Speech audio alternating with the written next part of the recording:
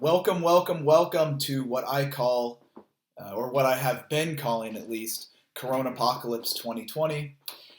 It's good to be back in the classroom, kind of. For those of you who I had as a teacher this semester, I'm looking forward to being able to be back into a situation to help you learn again. For those of you who had me last year and thought that you had escaped my clutches, jokes on you. But in all reality, okay, in all seriousness, uh, Mrs. Cook and I are going to be trading back and forth on who's going to be making the lecture videos and things like that. You will get the best of both worlds, in a sense. So for those of you who have me again after last year, I'm sorry, but there's no escape. This is the way things are. Welcome.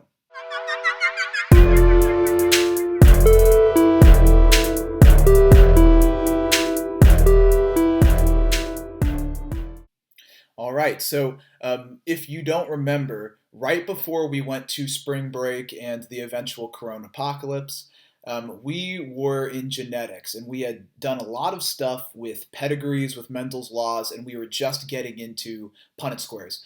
But we don't want to just jump into everything right away.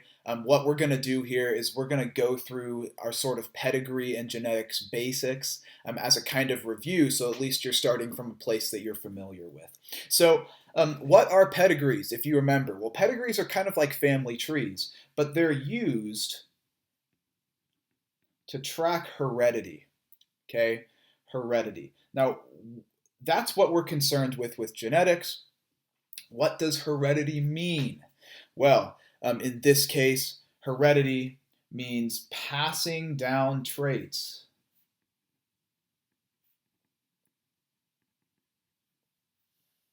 Passing down traits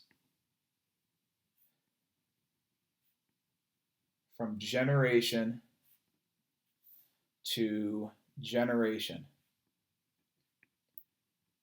Heredity is the root word for inheritance, like if you get something from your grandparents or great grandparents when they die, um, or if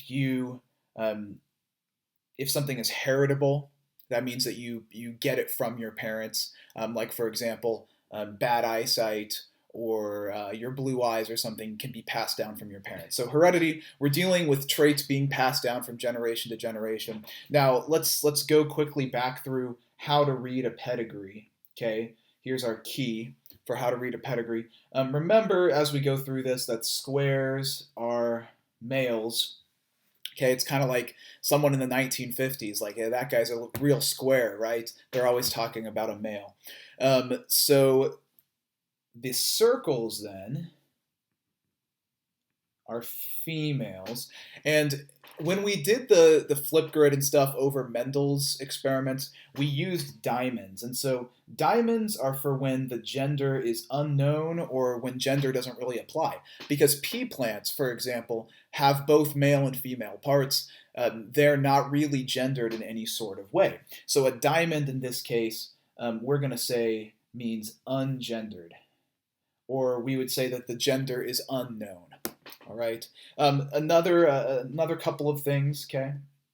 Let's say I have two individuals, like a male and a female. They're connected by a horizontal line. Okay. So you need to remember what a horizontal line means.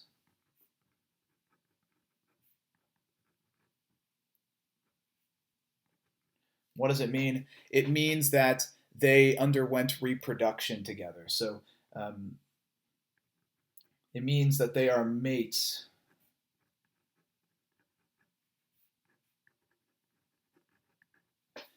So if these were people, this would mean that they were obviously married and had a stable job and had graduated from high school.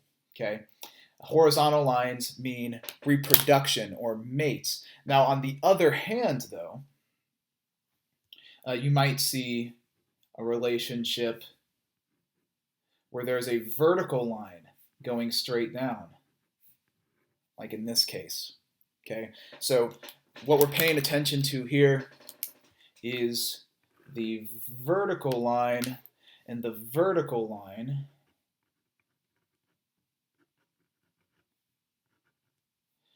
mean this is a relationship between parents and offspring. So this is a parent-offspring relationship.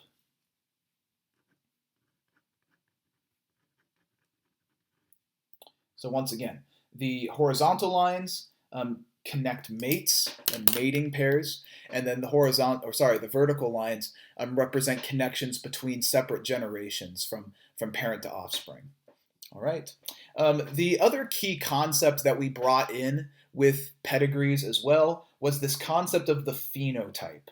Okay, and we're going to give a really simplistic definition here, because what exactly a phenotype is actually sort of a complex question, but it does not need to be complex for this class. So a phenotype, what you need to know for a phenotype, remember a phenotype is a physical or physically observable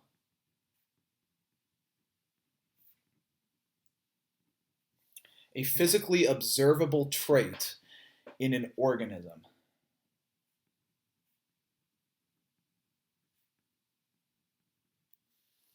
It's a physically observable trait in an organism.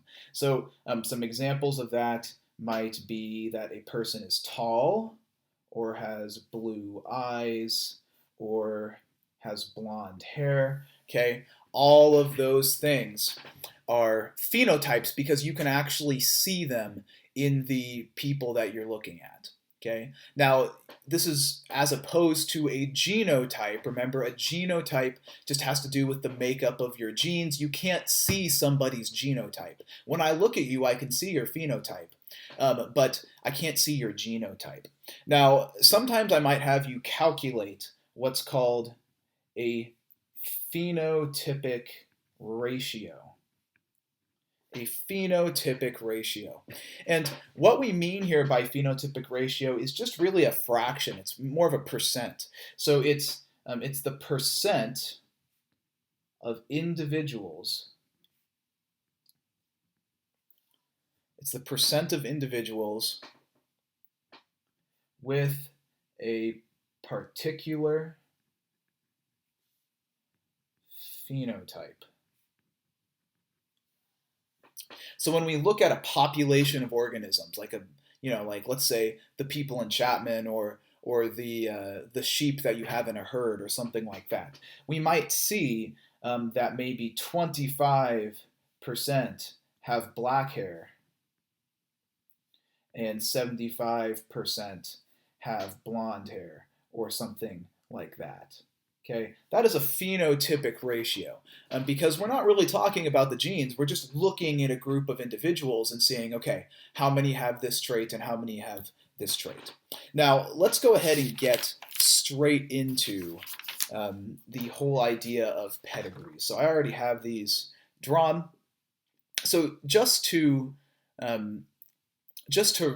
review things, just to reiterate things a little bit.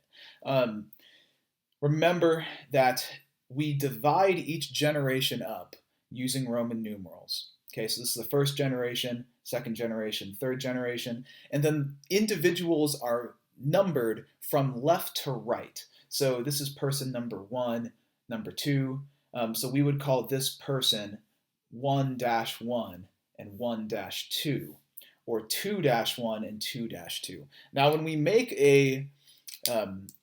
we want to bear in mind that when we make a pedigree, the oldest individuals are on the left and the youngest are on the right. Okay, oldest are on the left, youngest are on the right. So when we look at this pedigree, right, these two parents have 3 children. This one, and this one. And so what we can see is that the firstborn child in this case was person 2-2 because they're the furthest to the left. The middleborn child was person 2-3, and then the youngest one was 2-5. All right. So let's do a couple of things here. Let's look at some of the relationships between people, because one of the things you're going to want to do is you're going to want to be able to look at an individual and determine who their uncle is, who their cousin is, who are their siblings. So, for example, if I take maybe this person right here, 3-1, and I ask, who is the aunt of 3-1? Okay, you can pause the video if you want for a little bit. Think, who is the aunt of person 3-1? And there's only one answer to this question, possibly two, really. I'll say this. There's two acceptable answers. Okay, have you thought about it? The aunt to this person would be over here and over here. So person 2-4 and 2-5. Because your aunt is the sister of one of your parents. Okay. Now, here we have an aunt through marriage. I guess we can count that too. But you are never going to be wrong if you say that 2-5 is the aunt of person 3-1. Let's try another person. Let's keep with 3-1.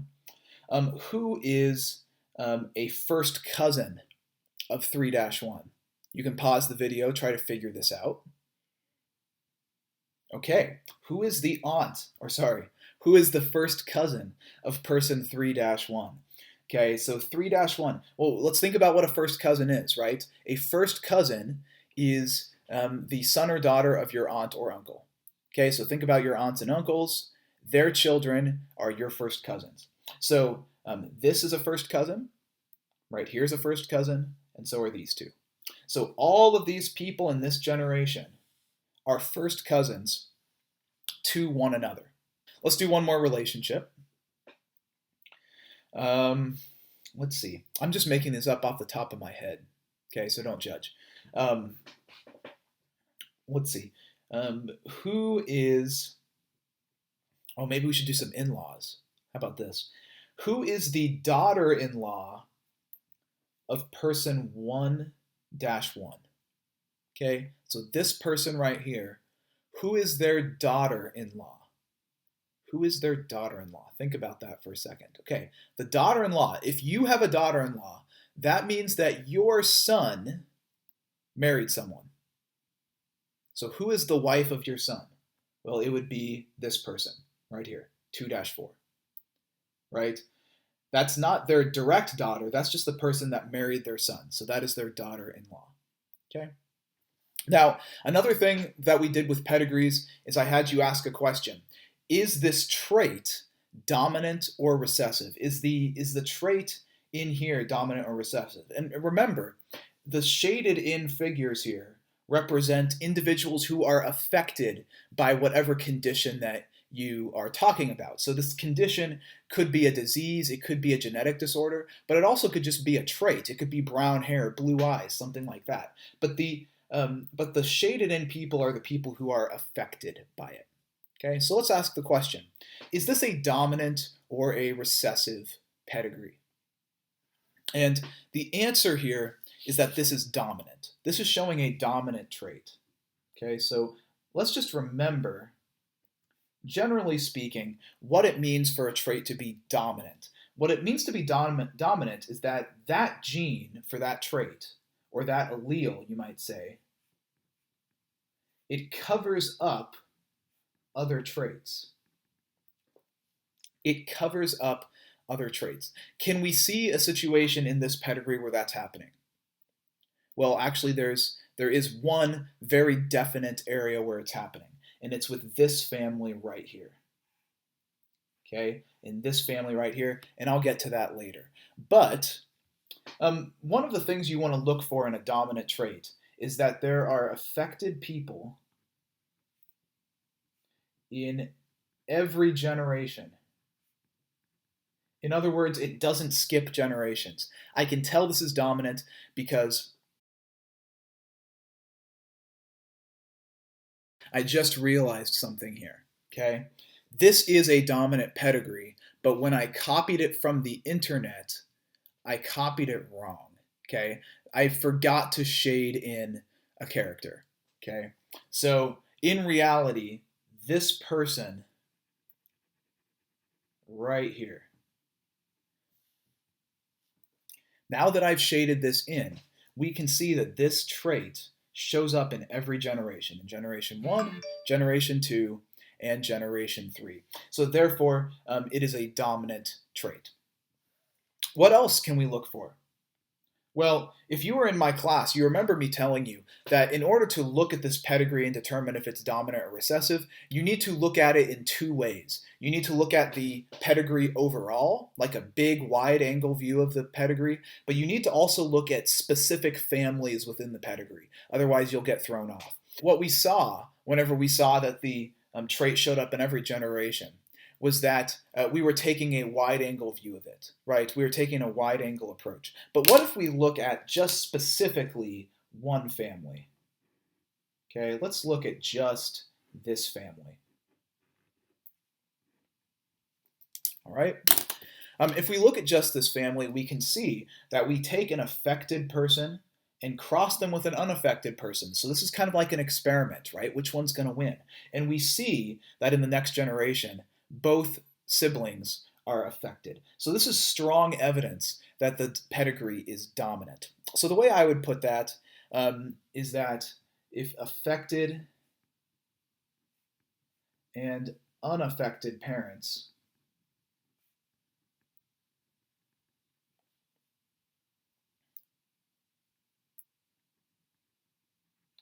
have only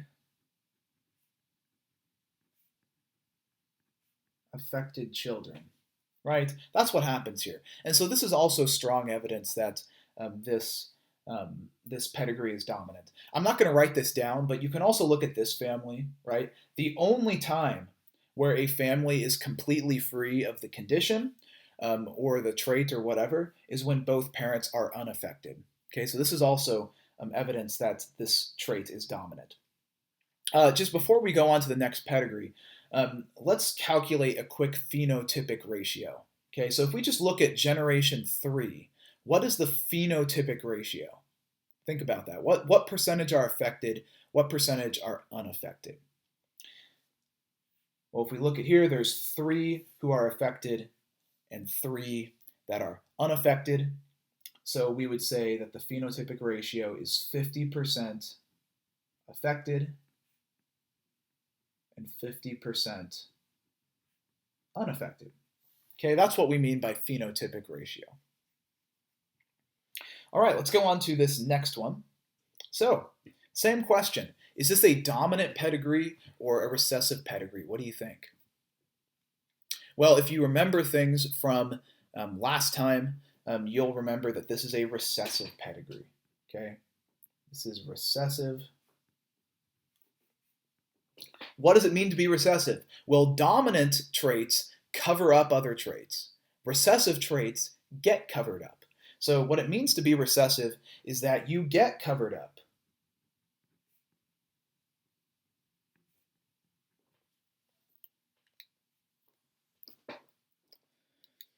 Recessive gets covered up. Now, there's a couple of reasons we can see why this is, but let's take a wide angle view. Let's look at the entire pedigree over.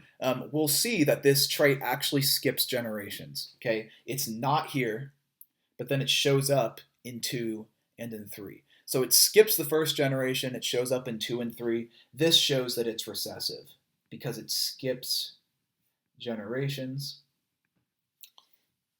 Also, let's look at just individual, let's look at particular families, okay?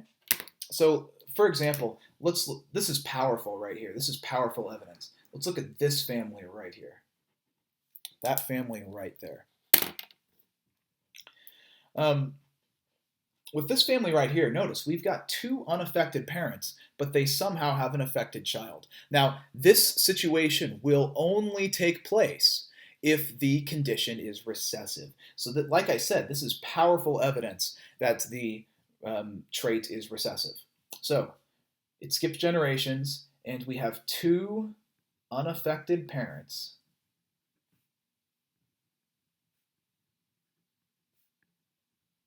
who have an affected child.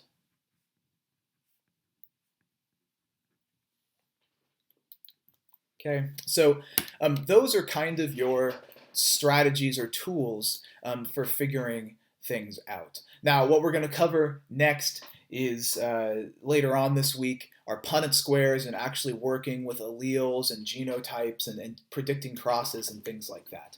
But the assignment that you have is pretty straightforward. It's just a Google form. It'll kind of look like a quiz, but it's not a quiz. It's open note, everything like that. Think of it like a worksheet, and then what's going to happen is you're just going to answer the questions based on the pedigree. There's going to be some fill in the blank, there's going to be some multiple choice, things like that.